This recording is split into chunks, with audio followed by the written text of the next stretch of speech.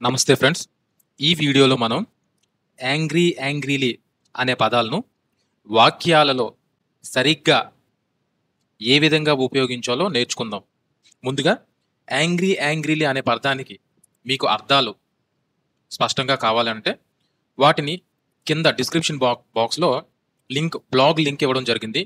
ఆ బ్లాగ్లో మనం యాంగ్రీలీ అనే అర్థాలను అదేవిధంగా గ్రామర్ పాయింట్ను కూడా మనం చాలా క్షుణ్ణంగా తెలుగులోనే వివరించడం జరిగింది. మీరు చాలా సులభంగా చదువుకోవచ్చు.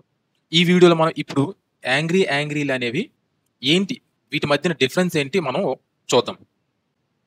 ఇంగ్లీష్ నేర్చుకునేటప్పుడు కొన్ని చిన్న చిన్న పదాలు మనల్ని కొంచెం గందరగోళానికి గురిచేస్తాయి కదా.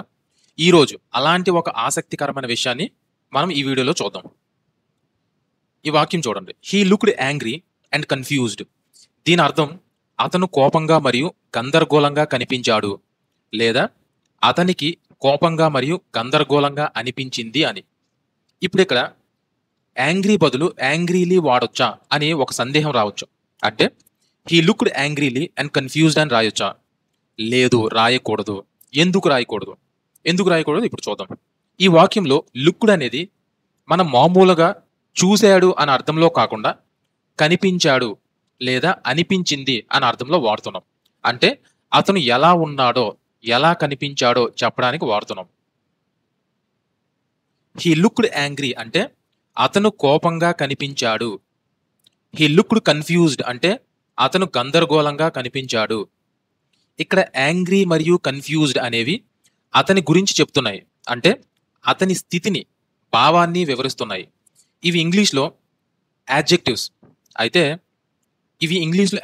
అయితే యాంగ్రీలీ అనేది యాడ్వర్బ్. ఇది ఒక పని ఎలా జరిగిందో చెప్తుంది.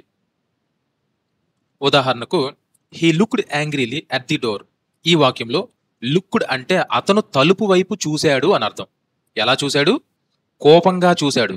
ఇక్కడ యాంగ్రీలీ అనేది చూడటం అనే పనిని వివరిస్తుంది. మన మొదటి వాక్యం హీ లుక్డ్ యాంగ్రీలో లుక్డ్ అనేది కనిపించాడు అనే అర్థంలో ఉంది. ఇలా కనిపించడం, ఉండటం, అనిపించడం లాంటి వాటిని చెప్పేటప్పుడు యాడ్జెక్టివ్స్ వాడాలి, యాడ్వర్బ్స్ వాడకూడదు. So he looked angry and confused అనేది అతను కోపంగా మరియు గందరగోళంగా కనిపించాడు అని చెప్పడానికి కరెక్ట్. ఇక్కడ అతని రూపాన్ని, స్థితిని వివరిస్తున్నాం కాబట్టి యాడ్జెక్టివ్స్ అవసరం.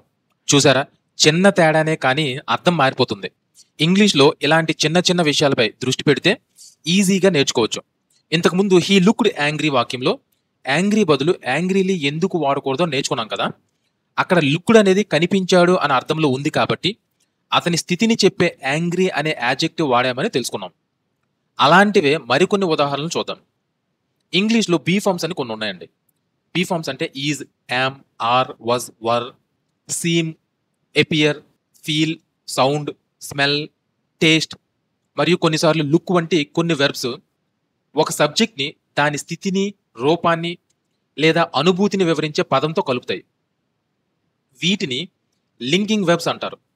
ఈ లింకింగ్ వెర్బ్స్ తర్వాత సాధారణంగా సబ్జెక్ట్ని వివరించే యాడ్జెక్టివ్స్ వాడతాం, యాడ్వర్బ్స్ కాదు. అలా యాడ్జెక్టివ్స్ బదులు యాడ్వర్బ్ ఎందుకు వాడకూడదో కొన్ని ఉదాహరణలతో మనం చూద్దాం. మొదటి ఉదాహరణ, షీ వాజ్ యాంగ్రీ. ఇది సరైన వాక్యం. షీ వాజ్ యాంగ్రీలీ ఇది తప్పుడు వాక్యం. షీ వాజ్ యాంగ్రీ అంటే ఆమె కోపంగా ఉంది లేదా ఆమె కోపంగా ఉండేది అని అర్థం. షీ వాజ్ యాంగ్రీలీ అనేది ఎందుకు తప్పు? ఇక్కడ వాజ్ అనేది ఉంది లేదా ఉండేది అనే స్థితిని చెప్తోంది. ఆమె ఎలా ఉంది అని చెప్తున్నాం కాబట్టి ఆమె స్థితిని తెలిపే యాంగ్రీ అనే యాడ్జెక్టివ్ కావాలి. యాంగ్రీలీ అనేది ఆమె ఉండటం అనే పనిని ఎలా చేసిందో చెప్తుంది. కానీ ఉండటం అనేది ఒక పని కాదు, అది ఒక స్థితి. కాబట్టి యాడ్వర్బ్ ఇక్కడ సరిపోదు. రెండో ఉదాహరణ చూద్దాం. He seemed angry. ఇది సరైన వాక్యం. హీ సీమ్డ్ యాంగ్రీలీ ఇది తప్పుడు వాక్యం. హీ సీమ్డ్ యాంగ్రీ అంటే అతను కోపంగా అనిపించాడు అని అర్థం. హీ సీమ్డ్ యాంగ్రీలీ అనేది ఎందుకు తప్పు? సీమ్డ్ అంటే అనిపించాడు, అతను ఎలా అనిపించాడు అని చెప్తున్నాం. ఇది అతని రూపాన్ని, స్థితిని వివరిస్తోంది. కాబట్టి స్థితిని తెలిపే యాంగ్రీ అనే యాడ్జెక్టివ్ వాడాలి. యాంగ్రీలీ ఇక్కడ వాడితే అతను అనిపించడం అనే పనిని కోపంగా చేశాడు అని వస్తుంది. అది సరైన అర్థం కాదు. మూడో ఉదాహరణ చూద్దాం. దే అపియర్డ్ యాంగ్రీ, ఇది సరైన వాక్యం. దే అపియర్డ్ యాంగ్రీలీ, ఇది తప్పుడు వాక్యం. దే అపియర్డ్ యాంగ్రీ అంటే వారు కోపంగా కనిపించారు అని. దే అపియర్డ్ యాంగ్రీలీ అనేది ఎందుకు తప్పు? అపియర్డ్ అంటే కనిపించారు, వారు ఎలా కనిపించారు అని చెప్తున్నాం. ఇది వారి రూపాన్ని వివరిస్తుంది. కాబట్టి రూపాన్ని తెలిపే యాంగ్రీ అనే యాడ్జెక్టివ్ వాడాలి. యాంగ్రీలీ అనేది వారు కనిపించడం అనే పనిని ఎలా చేశారో చెప్పడానికి వస్తుంది. అది ఇక్కడ సరిపోదు. నాలుగో ఉదాహరణ చూద్దాం. ఐ ఫీల్ యాంగ్రీ, ఇది సరైన వాక్యం. ఐ ఫీల్ యాంగ్రీలీ, ఇది తప్పుడు వాక్యం. ఐ ఫీల్ యాంగ్రీ, నాకు కోపంగా ఉంది లేదా నాకు కోపంగా అనిపిస్తోంది. ఐ ఫీల్ యాంగ్రీలీ అనేది ఎందుకు తప్పు? ఫీల్ అంటే అనిపిస్తోంది లేదా ఉంది. మనకు ఎలా అనిపిస్తోందో, మన లోపల స్థితి ఏమిటో చెప్తున్నాం. నా స్థితి యాంగ్రీగా ఉంది కాబట్టి యాడ్జెక్టివ్ వాడాలి. యాంగ్రీలీ అనేది నేను అనుభూతి చెందడం అనే పనిని కోపంగా చేస్తున్నానని అర్థం రావచ్చు. కానీ సాధారణంగా నా స్థితిని చెప్పేటప్పుడు యాంగ్రీ మాత్రమే వాడాలి. ఐదో ఉదాహరణ చూద్దాం. యువర్ వాయిస్ సౌండెడ్ యాంగ్రీ, ఇది సరైన వాక్యం. యువర్ వాయిస్ సౌండెడ్ యాంగ్రీలీ, ఇది తప్పుడు వాక్యం. యువర్ వాయిస్ సౌండెడ్ యాంగ్రీ అంటే నీ గొంతు కోపంగా వినిపించింది అని. యువర్ వాయిస్ సౌండెడ్ యాంగ్రీలీ అనేది ఎందుకు తప్పు? సౌండెడ్ అంటే వినిపించింది, నీ గొంతు ఎలా వినిపించింది, దాని స్వభావం ఏమిటి అని చెప్తున్నాం. ఆ స్వభావాన్ని తెలిపే యాంగ్రీ అనే యాడ్జెక్టివ్ వాడాలి. యాంగ్రీలీ అంటే నీ గొంతు వినిపించడం అనే పనిని కోపంగా చేసిందని అర్థం వస్తుంది. కానీ గొంతు ఒక పనిని చేయదు, దాని స్వరం ఎలా ఉందో మాత్రమే మనం వివరిస్తాం.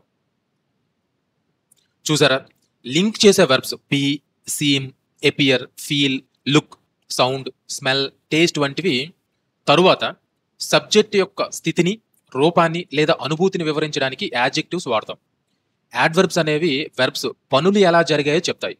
ఈ తేడాన్ని గుర్తుంచుకుంటే ఇలాంటి వాక్యాలు రాయడం చాలా సులభం అవుతుంది. ఈ ఉదాహరణలు మీకు ఈ కాన్సెప్ట్ని ఇంకా బాగా అర్థం చేసుకోవడానికి సహాయపడతాయని ఆశిస్తున్నాను. మీకు ఇంకేమైనా సందేహాలు ఉంటే అడగండి. మళ్ళీ కలుద్దాం.